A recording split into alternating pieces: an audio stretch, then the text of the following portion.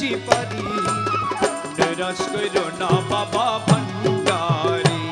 আমায় নিরাশ করো না বাবা ভান্ডারি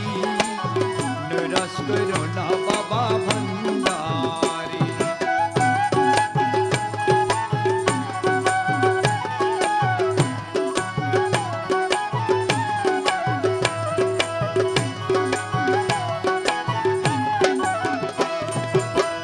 অসাধ সাধন করে আছো তুমি শান্তিপুরে অসাধ সাধন